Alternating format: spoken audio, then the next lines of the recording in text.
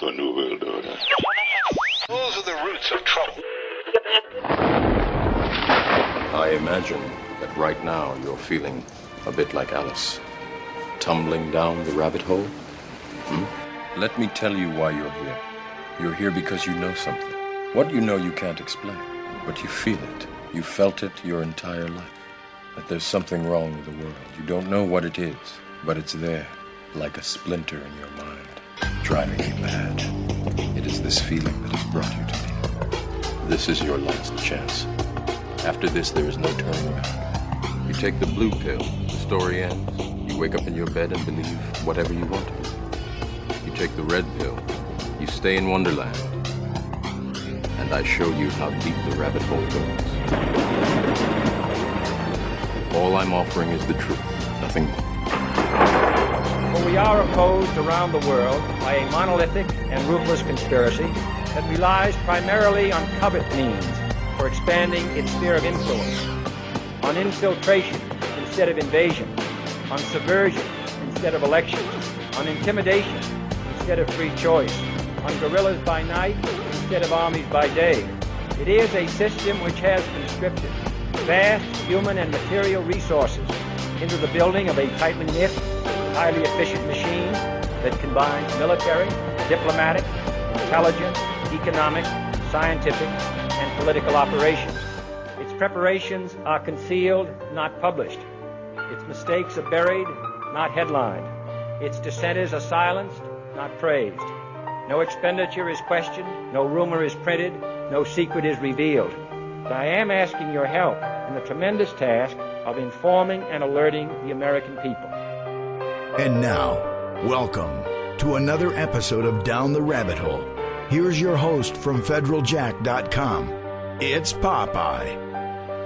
Ladies and gentlemen, we are back with hour number 2 here on tonight's live edition of Down the Rabbit Hole. I am your host, Popeye from federaljack.com. It is July 15th, 2014. And as promised, here in hour number 2, I am extremely pleased to be joined by my special guest for hour number 2 here, Tatiana Moroz. She is a musician, singer, activist, and so much more. And I didn't want to just say singer, because yes, she sings, but she's just also a brilliant musician. She helps other musicians out behind the scenes. She's just an all-around awesome individual, and I am extremely pleased to be able to bring her to the airwaves for you all to meet if you don't already know her, which I'm sure many of you already do. So anyway, let's not waste any more time. Let's get right to it. Tatiana, welcome to the broadcast. Thanks very much for having me on. Happy to be here. So I want to pick your brain a few minutes before we get into liberty loving and freedom and Bitcoin and Tatianacoin, which is interesting. I have so many questions I want to ask you about Bitcoin. But before we get into that, tell the listeners just a little bit about yourself, like what got you into music, and then how you use your music to do good for the world, which you do, by the way. And thank you so much for making beautiful music. Well, I'm very honored to be able to do what I do, because it's been something that's always been my goal ever since I was a little girl. I always knew I wanted to sing. I always knew that I wanted to, quote unquote, save the world. It was really important to me. Me and my mom, we used to drive. She would take me skiing when I was younger, and she would play, Simon and Garfunkel and Cat Stevens and sort of those 70s, 60s and 70s singer-songwriters. And I used to love the message, especially with Cat Stevens. I mean, he might be my number one favorite artist, or most influential. So I always, was blown away by their ability to bring about change in the world through something as beautiful as music. And as the years have gone on, that continues to be a focus for me. I think that music is a wonderful way to take the worst things in the world and turn them into a work of art and a source of comfort for people. So while I've always been singing and doing music and stuff since I was a kid, I didn't really know, though, where I could take that. My generation didn't seem to have, it wasn't like this, the civil rights movement or anything. There wasn't any kind of motivation among my generation until I found out about the Ron Paul movement. And when I found out about Ron Paul, I immediately knew that was where I belonged. And fortunately, I was accepted very quickly. And I got to do so many wonderful things ever since 2012. I got to play for Ron Paul several times. I did some Gary Johnson events, and I've met so many wonderful people in the Liberty movement. And now I've kind of grown into Bitcoin. When I first heard about Bitcoin, I didn't know anything about it. I didn't understand what it was. Tony Galippi kept trying to explain it to me, and I was like, "Yeah, whatever. Here's like $500. Get me some Bitcoins and leave me alone." Not leave me alone, but I didn't really understand the point of it, but I thought it was a good investment. And as time went on, and I was going to all these different Liberty events, I was getting very discouraged because it seemed a little bit more hopeless. Now that I realized that Ron Paul wasn't going to win, I was like, this is kind of, depressing, because I just didn't really think that they were going to let anybody take. Well, first of all, I mean, the president's office is sort of a rigged game in the first place. But I basically was very disillusioned. And then what ended up happening was I went to a Bitcoin event in Atlanta that Jeffrey Tucker had. And when I was there, I recognized hope, which is what I had first been really attracted to and inspired by when I joined the Ron Paul movement, was that feeling of, okay, now we have a sense of purpose. Now we have something to do. And so I got more interested in Bitcoin, and I sort of got over that fear of technology. And ever since then, I've just gotten more and more involved in it. I don't know if your audience kind of knows my background regarding some of that stuff. But now I just got a job with Bitcoin Magazine as their sales director. Just, I guess, 9 months after I started really concentrating on Bitcoin, I'm totally immersed in the space. I have Tatianacoin, all these things I just never would have expected. And Bitcoin, I know a decent amount about it, and I've talked about it with people on air before. In fact, a mutual friend of ours, Alex, has been on the broadcast before, and we've talked about everything from hacking to Bitcoin and stuff, and we've gone over it in detail. But I haven't talked about Bitcoin probably honestly about in depth in like 7 or 8 months, and it's just there's so much out there. It's like you get sidetracked. But since I have you on, I want to pick your brain a little bit. Tatianacoin, how do you get your own version of Bitcoin? How do you do that? And then if someone was interested in actually like purchasing any and like getting into it, like buying Tatianacoin, how would they do that? Like take as much time as you need, because we have plenty of time before the break, so you can get an in-depth as you want. Sure. Well, when I first heard about Tatianacoin, I thought it was sort of a joke. We were in Berlin and we were kind of roaming through the streets, and all the guys started saying, "Yeah, let's do Tatianacoin." And I had been hearing, the term Bitcoin 2.0, which, trust me, I am not a Bitcoin expert. I know people sometimes expect that because I'm in the space, but I think that also is an advantage to me because it helps me evangelize in that people aren't intimidated. It's not somebody who knows everything and is going to make you stupid if you don't know the answer to something. I certainly don't know the answer to everything. So anyway, so the guys were talking about Tatianacoin, and about a month before that, I had met with Adam Levine from Let's Talk Bitcoin, and Adam had been explaining to me the label concept and the artist coin concept. And it took me, about a month and a half for it to kind of sink in and to really understand what they were talking about. I mean, it's completely new technology.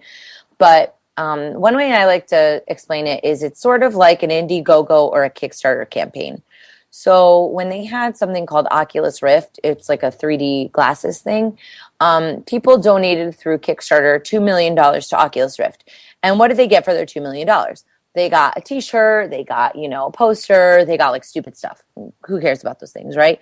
But a year later, Oculus Rift sold for $2 billion. And all those people that gave them that startup money to get their project off the ground got nothing for it. So with Tatianacoin, we kind of aim to solve that problem. People can go to the website, coinpowers.com. Now, CoinPowers is the person, they're like the Indiegogo, or they're the Kickstarter for these types of coins. And people can go to coinpowers.com, or of course they can follow the link from Tatianacoin.com. And basically they go to CoinPowers and they donate money with Bitcoin, they send it into the wallet, and then they're given Tatianacoin back. So when we first started it, we actually did it as a bidding model. So people we made 3 million coins, right? and people would get every day of the 30-day campaign, there would be 100,000 coins up for grabs. So if it was a really slow day, the person who donated that day could get a bunch of coins. If it was, a busy day, then there would be a less proportionate amount distributed to people because it was kind of divvied up by who donated. Right now, we found that while that was good for some of the hardcore Bitcoin guys that really know how to play the markets, it was really complicated for the average person. And I created the coin to help sort of be an introduction to cryptocurrency for my fans. And, of course, my main goal is always to be reaching the masses. So that model was not really perfect for us. So what we ended up doing was we stopped that about halfway through and we pivoted to more of a vending machine type model, which is where we are now. And it's about 5 cents per Tatianacoin. So there's not going to be a time limit on it. I mean, unless I sell out of the coins, which hopefully, obviously I will. But basically, yeah, people can go there and they could buy Tatianacoin. And Tatianacoin is basically, you could use it in the Tatiana store. So, for example, you can trade in Tatianacoin for advanced copies of the CD before they're out, the first issue autographed copy. You can get a Skype hangout with me. You can go with me to the recording studio and watch me record a song. You can give me your lyrics and I will help you write a song for a loved one and I'll make a nice recording for you. I'll do a house concert. I mean, there's all these different kinds of fun exclusive prizes that you can only buy with Tatianacoin. As far as, sure, people could still buy my CDs at the store or whatever, but you're going to get some sort of a benefit, some sort of exclusivity, like you're in a fan club when you're purchasing with Tatianacoin.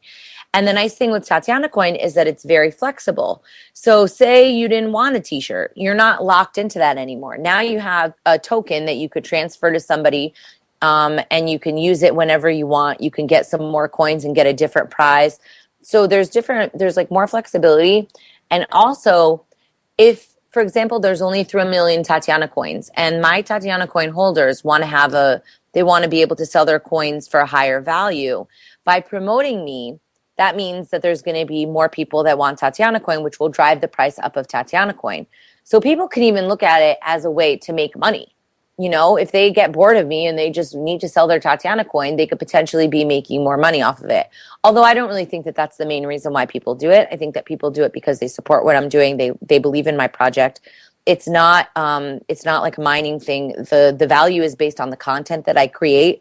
It's also based on my reputation. So, if you expand this model to other kinds of projects, I think it's really going to incentivize better work ethic and better behavior and better output from the participants. And it also, it gives me a feedback loop with my fans. So if people gave me money in an Indiegogo campaign, a week later, 2 weeks later, they're not going to remember that they even gave me that money. But if people have Tatianacoin, now they're kind of with me on the journey.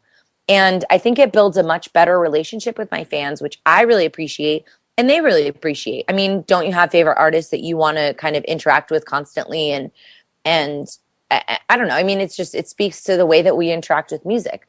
So I think that those are some of the benefits of it. And I hope that it will be a model for how we bootstrap other kinds of endeavors in the future, not only with musical artist coins, but just with coins for, say you want to open a bakery, say you want to do a movie, say you want to do all different kinds of projects. And if you can muster up people to donate, they have like a return on their investment. It's not exactly an investment, but it sort of is. It's like this new gray weird area, but it's a lot of fun. And we've just been having a really good time exploring it. The guys are obviously technically inclined, but I'm not. So I don't know. I look at it as a bit of a journey that I go on with my fans and with people who are learning about this. And my goal is once the Tatianacoin thing is kind of settled in, we've got a good flow going, which we're actually pretty close to that point. I'm going to do a record label that is based off of Tatianacoin. But instead it would just be multiple artist coins and then a label coin on top of it, which I hope will solve a lot of the problems in the music industry right now. And I think that'll be a really cool experiment to teach people about cryptocurrency as well.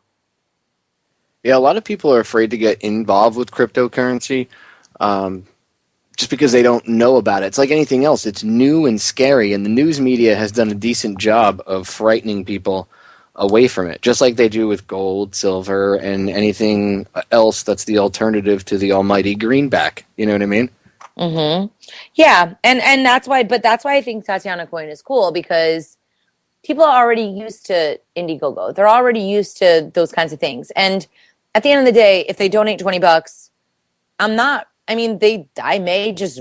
I mean, I guess I wouldn't do this, obviously, but it's not like they're spending millions of dollars and they're going to get screwed over. It's just. I think it's a safer environment for people. It's a more fun environment for people. So I think that by interacting in that way. Plus, they don't have that high expectations, in that people want to support me not because they want to make money off of me, but because they believe in my art. So it's like a different motivation as well. And I think that that's a great baby step into cryptocurrency. And it gives me an opportunity to teach people about cryptocurrency and also learn more about it as I go along. For example, there's just all sorts of things in crypto that I don't understand. But as I go along this journey, we're all learning together. And I think that that's really cool. And it's really fun. And it's just not as intimidating as regular old Bitcoin stuff can be. And spreading the idea of, freedom in any sense, whether it be personal freedom, political, economic, it's hard to get these messages across to people. It's amazing. People would rather actually stay enslaved than, people that are stuck in the matrix, right? I mean, yeah. Morpheus lectured Neo about that, but the way you do it, I really think it has an effective way, because you are making your fans, your listeners, part of it.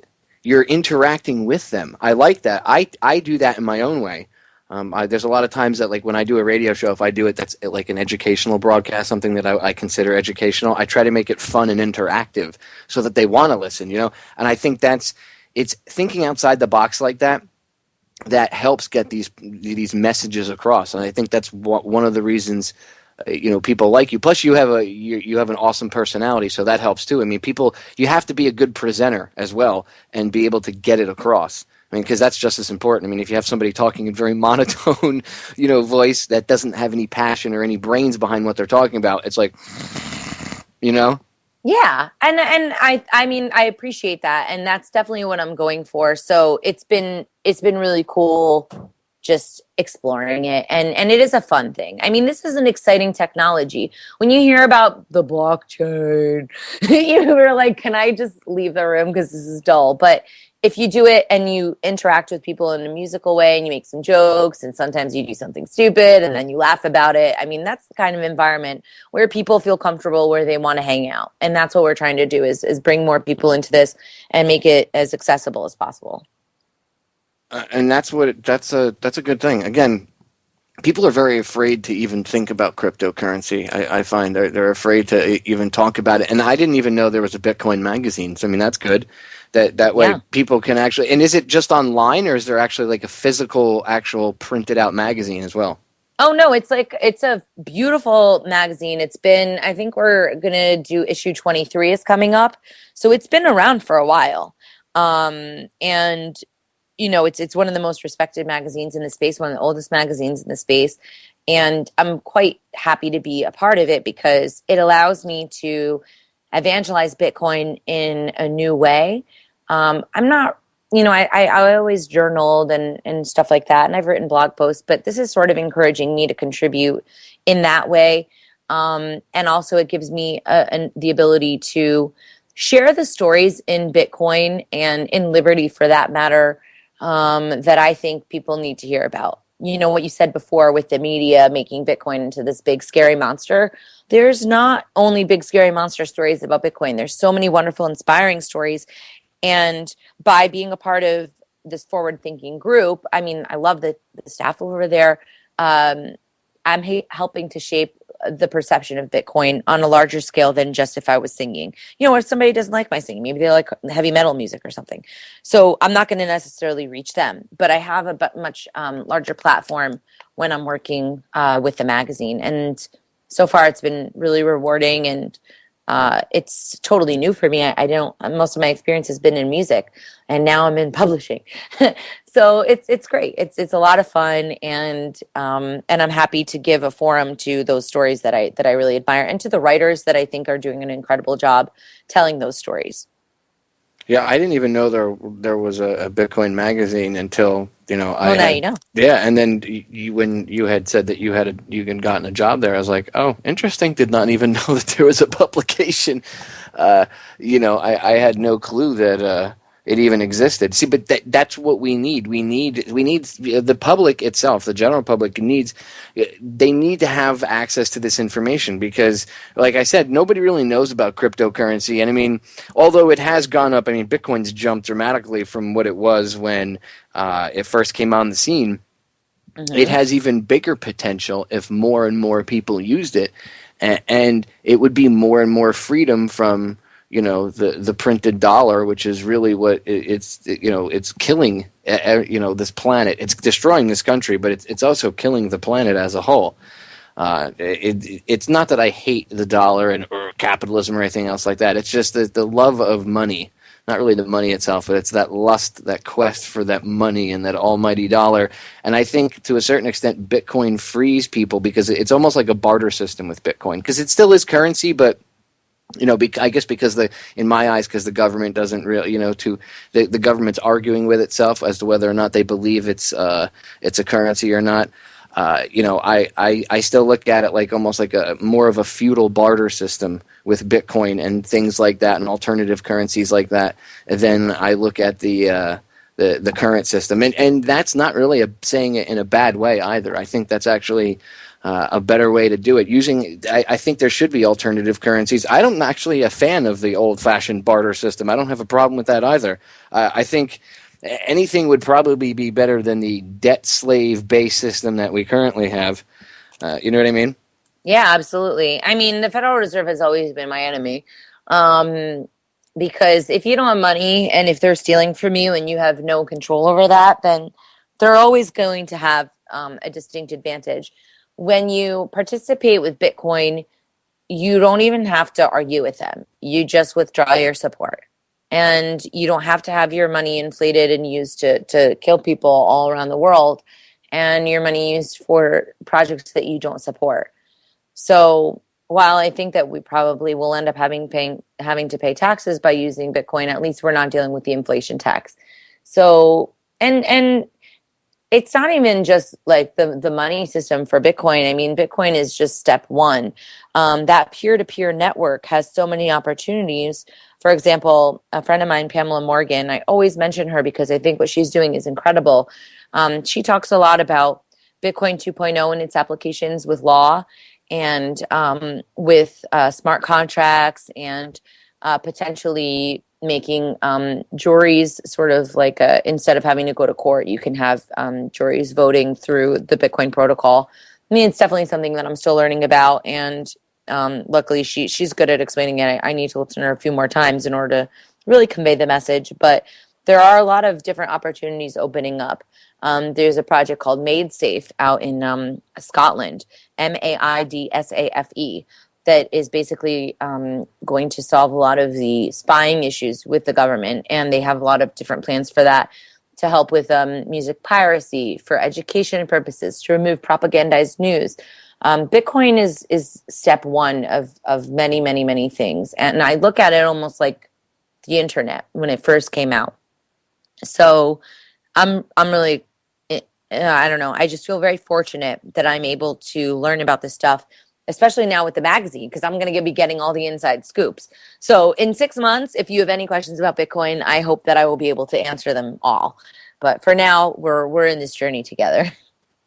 Well, I mean, it's all in its infancy, and I mean, it's already proven itself to a certain extent. That people are willing to use it and that there is this urge to use it. And as more and more people grow free from, the Federal Reserve slave debt-based system, I think alternative currencies like that, Litecoin, all of these different alternative. I mean, I've even seen like different like pot coin, cannabis coin, all this stuff.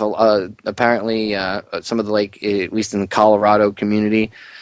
There's I forget what it's called. It might be Potcoin or something like that. But it's used by people, I guess, inside the cannabis community too. So you even have the ability to for not just everybody as a whole, but even that's why I say it's kind of like this interesting, weird. It's like this conversion of the financial system and the barter system, but like 2.0 with like modern technology mixed in, because it's really strange because you have all these different alternative currencies, but there are exchanges where you can also trade in each of them. And if someone wants to trade Bitcoin for Litecoin, or it's just it looks very daunting, but at the same time it's in its infancy. So people shouldn't look at it with fear.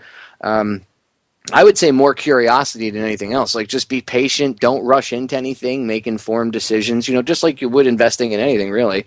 But, I mean, I've seen, look, I can honestly say, I wish that I had 2 Bitcoins back when they were like, I don't know, $3 or $4. It was worth like $3 or $4 when it, back in the day, somebody had donated them to us over at Federal Jack a while ago.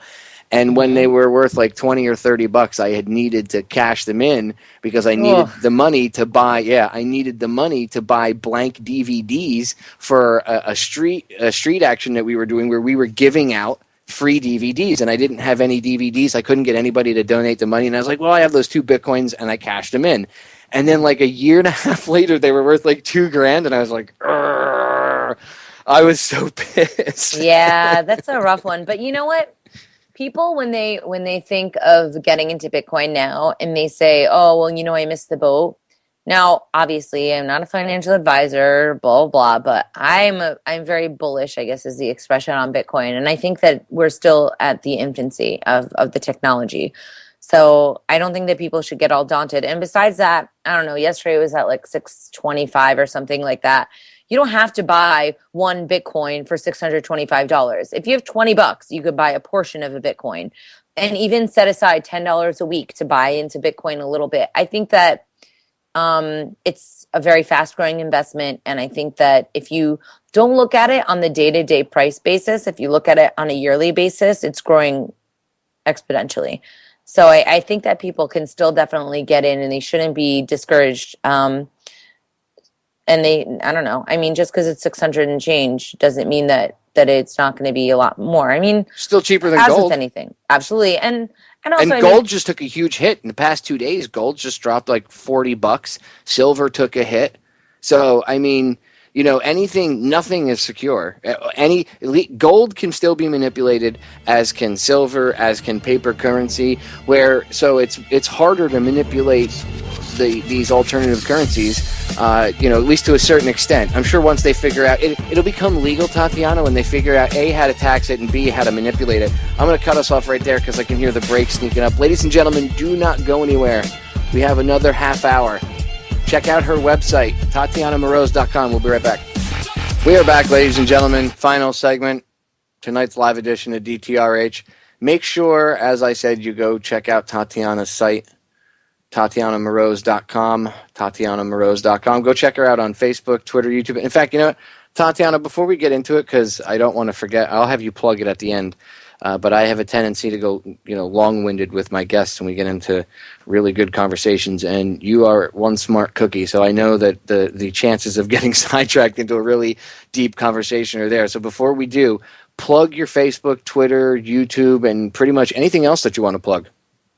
Sure. I've got TatianaMoroz.com is my main website. Tatianacoin.com is actually getting sent over to TatianaMoroz.com in the next couple of days. People can buy Tatiana Coin at coinpowers.com. You'll see me right on the front page.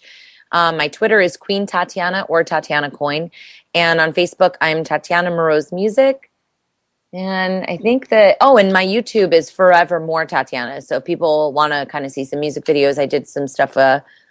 I'm constantly just doing all sorts of content that I'm posting on there. So people can go and check it out on YouTube at Forevermore Tatiana.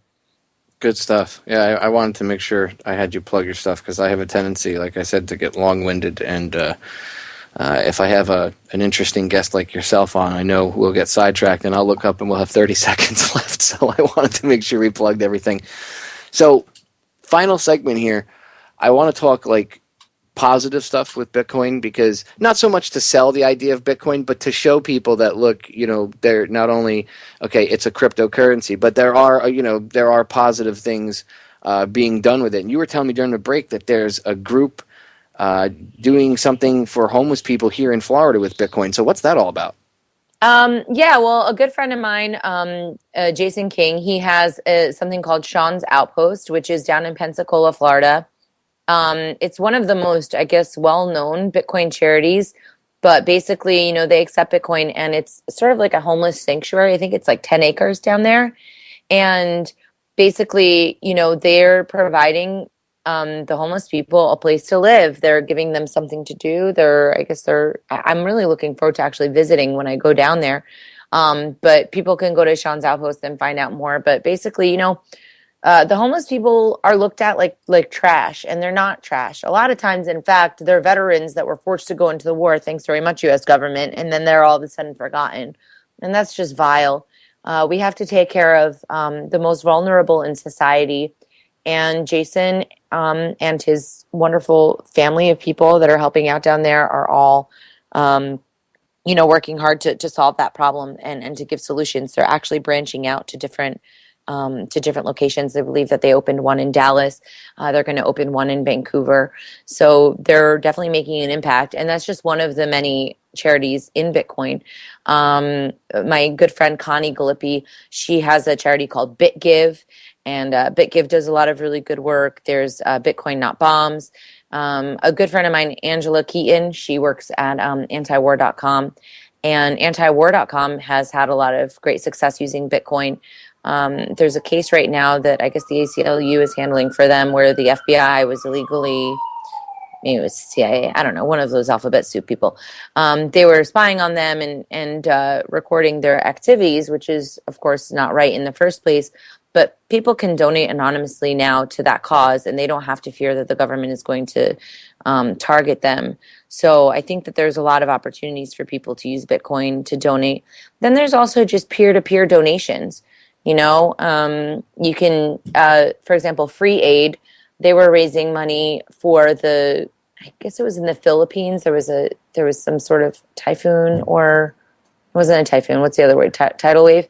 Tsunami. That's it. And they were looking to kind of send them money. But if they had done it the standard way, it would have taken days. And those days, they make a really big difference when you have a crisis situation. They were able to raise money very quickly from the Bitcoin community, which is known as a very altruistic community that likes to donate to good causes. And they were able to get money and supplies on the ground when, in such a short amount of time. And the transferring of that money cost basically less than 1%, if that. And there's different ways that different companies, for example, BitPay, which is Tony Glippi's company. Tony was the one who sold me the Bitcoins. But BitPay now just opened up a program where they will help any nonprofit, charity, or political candidate accept Bitcoin for 0 fees and 0 setup fees as well. So they're just doing that to facilitate mass adoption. But imagine if you could send money to Africa and not have to pay 10 or 15 or 20% in fees in order to do that. And then you have to wait. And then it's just much more efficient. And it's cheaper. So why not use those resources in more productive ways than just giving money to lace the coffers of Western Union?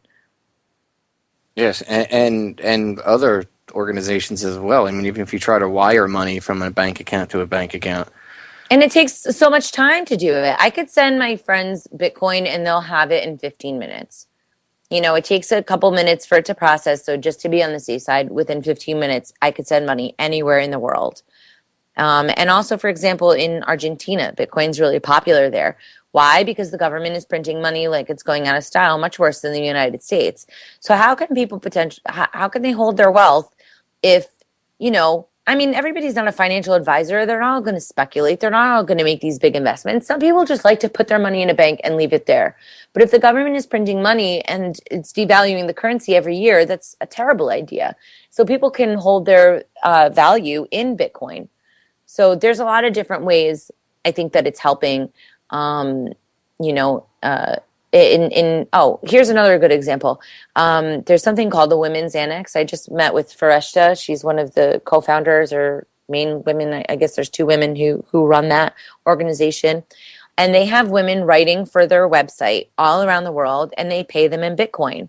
And these are women in third world countries where they're not permitted to have a bank account. So previously, when they were paying them, somebody had to go around Afghanistan, not exactly the world's safest vacation spot, and they were risking their lives to deliver the money to these women. And say their husbands or their families found that money, they could get beaten up for even having it.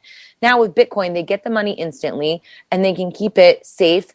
And nobody has to know about it. If they're in a dangerous situation and they need to escape, they're going to need money in order to do that. And Bitcoin is allowing that to happen. So it's something that can help the unbanked all around the world. When you think about a banking system, you think, oh, I hate my bank. I don't need a bank account. I hate them. But in reality, if you want to function, you need to have some sort of a banking system. You need to be able to keep your money somewhere. You can't just put it under your pillow. That's not very realistic. So when you have so many people around the world that don't have access to banking, Bitcoin comes along, and the possibilities for them to build a life for themselves become much wider. And I think that those are the kinds of stories that you don't really necessarily hear about in the news.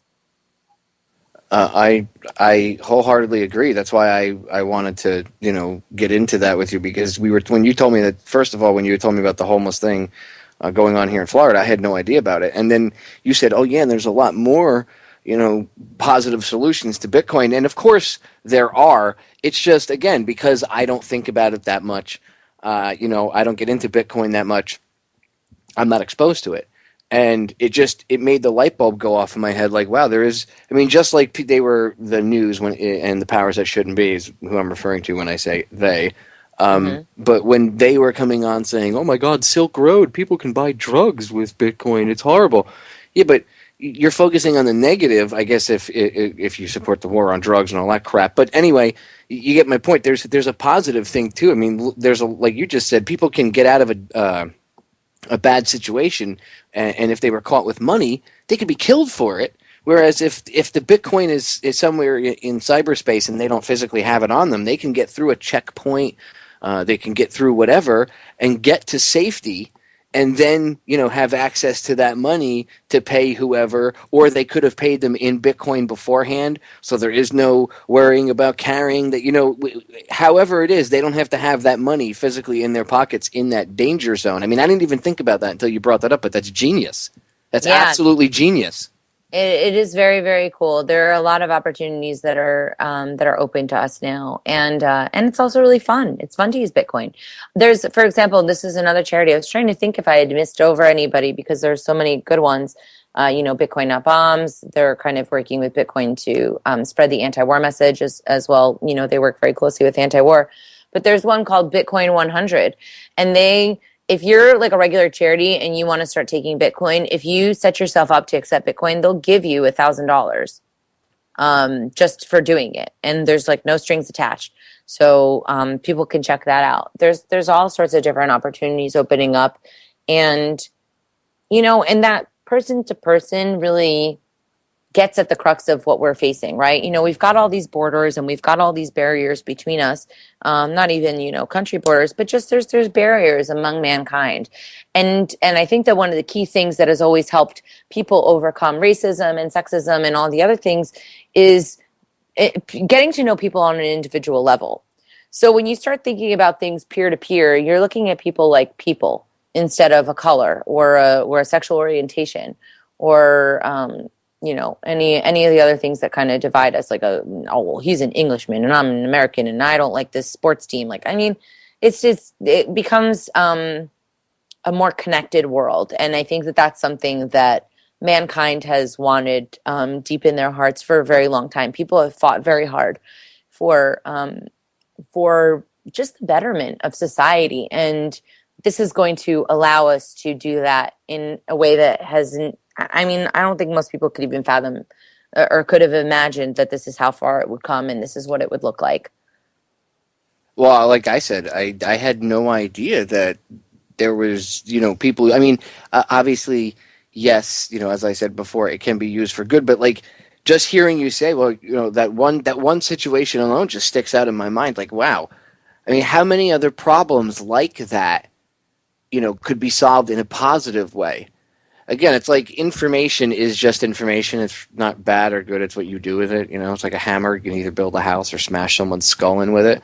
So alternative currencies is kind of the same thing if you look at it. It's not really a horrible thing. It's what you do with it and how it's handled or turned into is what could be the bad thing. But it's all or a good thing. It all depends on what the intention of the individual using it is, and I don't think any alternative currency like Bitcoin or anything should be looked upon like it's evil just because people can do things like, people bought stuff on the internet, Tatiana, that you're not supposed to be able to have access to. Naughty. Like that's never happened with cash. You know what I mean? I'm so passionate about the Silk Road case. I mean, I'm a big supporter of Free Ross. People can go and check that out online. I know Ross's mom. Ross is the alleged Dread Pirate Roberts, which I love that reference. I think it's awesome. I like that it's like a Princess Bride thing. But think about it. What did this guy do? He created a marketplace where, I'm sorry, but they weren't only selling drugs there. Sorry that people want drugs, but it was a free market. People were getting insulin. People were getting things that could help their lives. I mean, it wasn't just drugs. And guess what? People do drugs. So would you rather have them out in the streets in a dangerous situation and glorifying the life of the drug dealer and creating these violent pockets of society? And people don't really need to do that. If they can go on the Silk Road, they can find out about the ratings, and then they could, do drugs in the safety of their home. And also, you're not wasting valuable resources on a drug war that does not work, that puts people who have drug addictions in jail. These are a lot of the times people in the jails are nonviolent criminals. They just had some weed on them, or they just had some coke on them, or God forbid heroin. That doesn't make them horrible people that need to be kept in cages. Obviously, if somebody is violent, you need to deal with that in a more aggressive way, right? You need to maybe put them away. There's different solutions, whatever. But if somebody has a drug problem, they don't deserve to go to jail. I have a really good friend of mine, Kingsley Edwards, and his father, Michael Edwards. Oh, I sent it to you. He had some coke, and it was his third trial or whatever. He went to jail for 30 years. Didn't you do a story on that? Yep, and I actually aired it on air, too. I did a whole video for YouTube about it, and then I played it on air. It's ridiculous. It's horrible. My friend was denied his father because they decided to throw him in jail for 30 years over coke. You know what? He's not a violent man. He's a person that had a drug problem, and that's very unfortunate. And guess what? I don't think that throwing millions and millions of dollars and including violence into this system is going to help with those legitimate problems that people are having. If people have a drug addiction, you have to treat them. You can't throw them in a cage, and you can't just start encouraging violence and not for nothing, but money laundering is going on by the government. The government likes to launder money. It's like their thing. And they're in cahoots with the drug cartels. So they're not these innocent little people that are worried about our well-being and we're just trying to keep people safe and they're misguided. They're assholes. Excuse my language, but that's basically, you're dealing with violent psychopaths that are in charge of people.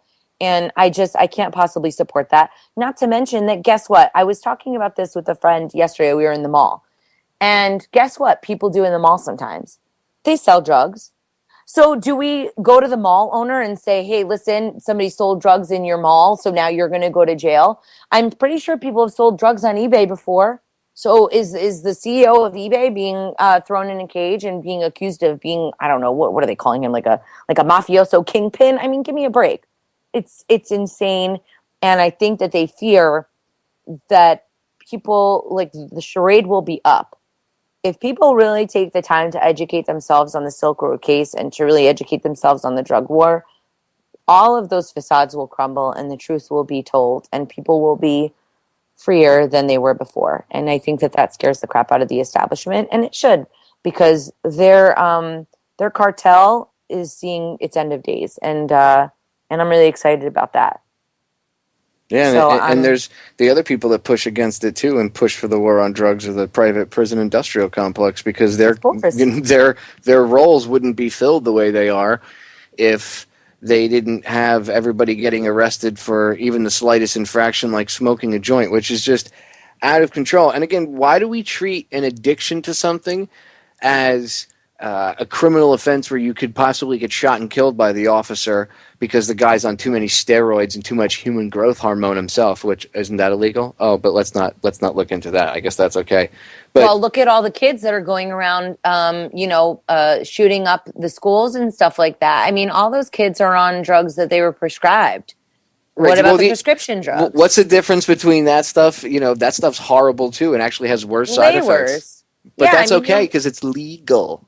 Well, you don't see any potheads going around killing people. No, they're just sitting around eating all the cookies. Like the worst thing that's going to fight. I mean, and they won't even fight over the cookies. They'll just be like, ha, ha, ha, let's go get more of them. I mean, they're like pretty peaceful people.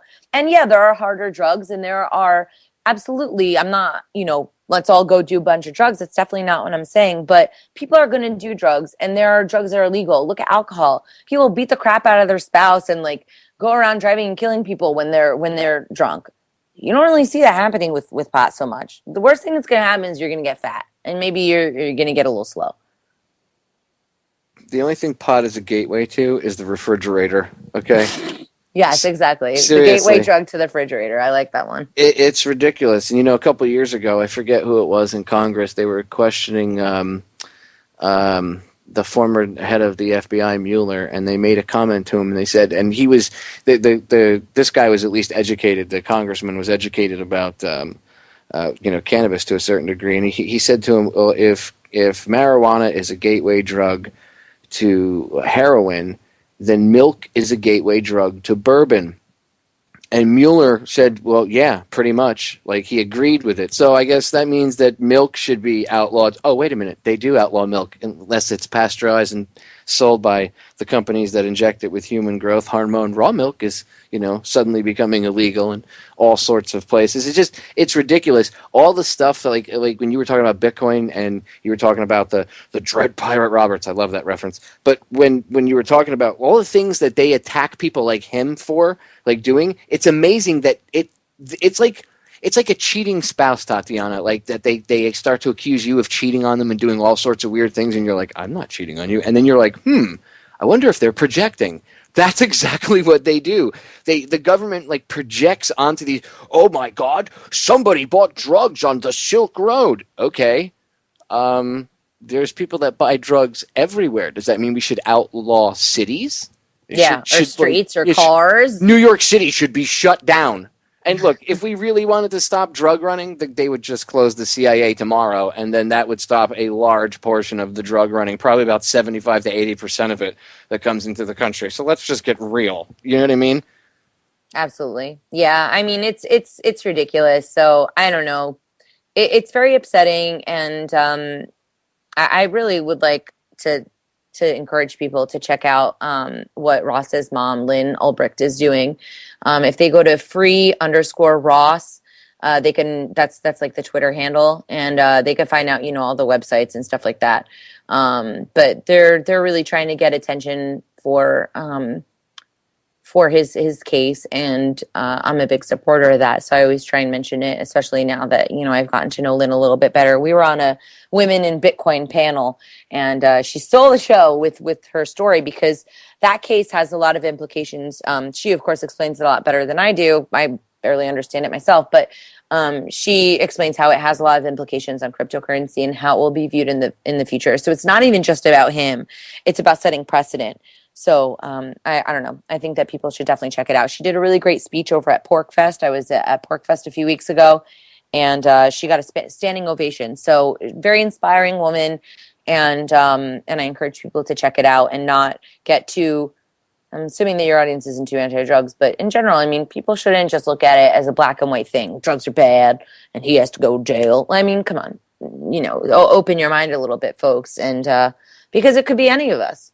Behind the that the government is targeting at any point, free speech, and I mean, there's just so many challenges facing the country. We have to rally behind people who are working for freedom, even if we don't like what that freedom allows people. Doesn't mean that you have to do drugs, So yeah, that's something I'm pretty passionate about. It's very sad. Well, that whole case is just ridiculous, and the government always tries to make out whoever they're trying to make an example of to be like the new Bin Laden of whatever it is that they're trying to, rally against. And you'll get some prosecutor that's trying to make a name for himself out there. They get on the case, and it's just absolutely ridiculous. And they don't want to, to a certain extent, maybe not the prosecutor, but the people that control things, you know how it is, higher up the food chain. Like you said, they don't want that to get out of they don't want the genie out of the bottle, per se. The genie was starting to get out of the bottle, and they're literally trying to put the cap back on it. They don't want it to get out because, I mean, can you imagine if you had a free open market? Consider the Silk Road, like the eBay of the world, that you could pay with just cryptocurrency, and it was very easy to get access to many things that, for many people, yes, okay, some bad, but in many cases, like you said, people are getting access to medicine with Bitcoin. Oh, raw milk. That dangerous raw milk. You got to watch out. Ooh, well, we got to send in SWAT teams with guns, Tatiana, because that's the only way to solve things is with violence and bullets. Yes, and make sure that you shoot a couple dogs along the way. Maybe a couple grandmothers while you're at it, just to be safe. I mean, this is what happens when the government gets involved. They're like gangsters. And they kind of amp these police officers up. I don't think that all police are bad, but they're in these really, really crazy environments, and they're kind of encouraged to look at the people that they were supposed to serve and protect as the enemy. We've lost our way somewhere along the path, and we diverged from the path, I guess, and fine, maybe we aren't going to have a complete, free market anarcho-capitalist society anytime soon, but I'm pretty sure we could do better than what's going on right now. Now, I can say I wholeheartedly agree about 10,000% with you. We don't need to, and what we even have today isn't real capitalism. It's what did John Perkins call it? Crony capitalism. It's like and I even think it's something other than that. That's even a modified. I think it's modified and morphed out of that.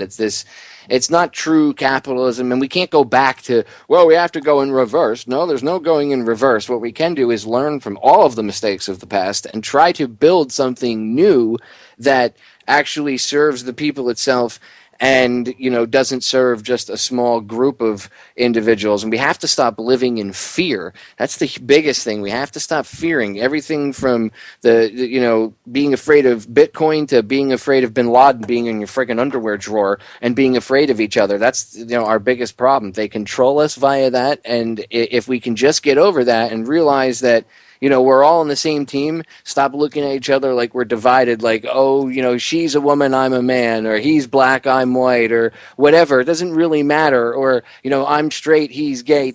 All the divisions need to stop. We're all human. If we can all get to that level, a lot of this crap that we see and deal with, all this negativity would stop.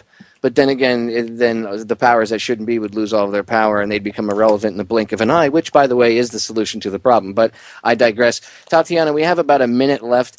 I'm going to don't hang up. I'll say goodbye to you, off air as well. But really quick, plug everything one more time, throw your website and all that stuff out there, and any upcoming events or anything you want to throw out there. Sure. Tatianamoroz.com. Twitter is Queen Tatiana, Tatianacoin. YouTube, Forevermore Tatiana. Facebook, Tatiana Moroz Music. I'm doing a bunch of shows in the Bay Area for the next couple of weeks. I'll be in Nashville for a Night of Clarity in the middle of August. So people can just check into my sites and find out, and they'll also be able to keep an eye on me at Bitcoin Magazine. Awesome. Thank you so much for coming on. Thanks for having me. It was an amazing conversation. I have to get you back on to pick your brain because you're just an amazing lady. Ladies and gentlemen, Tatiana Moroz. Make sure you check her out, support her, go check her music out. You don't have to become the world's biggest fan, but at least give her music a try. I'll tell you what, I checked it out and I'm hooked. So, and I like heavy metal. Not that death metal crap, though. Joe likes that garbage. Anyway, as I always tell you, the solutions to our problems are most definitely an inside job. I love you all, ladies and gentlemen. We are out of here.